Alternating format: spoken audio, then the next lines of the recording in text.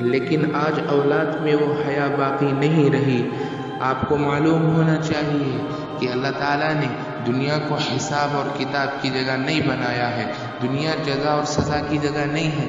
حسن حسین رضی اللہ تعالیٰ نے کربلا میں اپنی جان کو جوخم میں ڈال کر جام شہادت کو نوش کیا، جام شہادت کو پی لیا اور شہید ہو گئے۔ حضرت صلی اللہ علیہ وسلم کے نواسے تھے، اگر اللہ چاہتا تو ان کو دنیا میں عزت دے دیتا اور دشمنوں کو تباہ تاراج کر دیتا، لیکن اللہ نے دنیا کو جزا اور سزا کی جگہ نہیں بنایا ہے، جزا اور سزا کی جگہ صرف آخرت کو بنایا ہے۔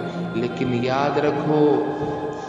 یاد رکھو ماں باپ کا نافرمان وہ شخص ہے جس کو اللہ تعالیٰ کے رسول صلی اللہ علیہ وسلم حدیث میں فرماتے ہیں اسے قیامت کے دن آخرت میں سزا تو ملے گی ہی ملے گی، لیکن اللہ دنیا میں بھی اسے ذلیل اور رسوا، ذلت کی پستیوں میں اللہ تعالیٰ اسے اتار دے گا۔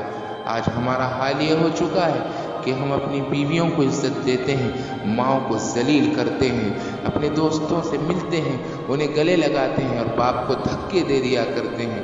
اپنے اپنی ماں اور بہنوں کی عزت ہماری زندگی سے نکلتی جا رہی ہے۔ کیا وجہ ہے؟ کہ ماں نے تمہاری پرورش میں کوئی کمی کی تھی؟ ارے وہ تو گیلے بستر پہ سوتی تھی اور تمہیں سوکھی جگہ سلاتی تھی، وہ اپنے شوق و ذوق سے تمہیں دودھ پلاتی تھی، اس نے خود نہیں کھایا، اپنے منہ کا نوالا تمہیں کھلایا، اپنے ہاتھوں سے تمہیں کھلایا، اپنے ہاتھوں سے تمہاری نجاست گندگی کو صاف کرتی رہی۔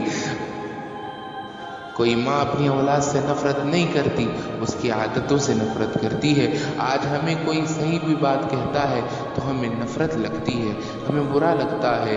ماں باپ کی اس ڈانٹ کو ہم قیامت سمجھتے ہیں، لیکن غلط ہے۔ ماں باپ جس کے زندہ ہیں وہی ماں باپ کی خوش نصیب اولاد ہے۔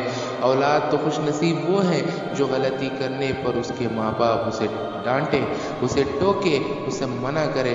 اگر یہ کسی کے ماں باپ نہیں کرتے ہیں تو سمجھو کہ وہ اولاد بالکل یتیم اور یسیر ہو چکی ہے، اس کا نہ اس دنیا میں کوئی ہے نہ اس آخرت میں کوئی رہے گا۔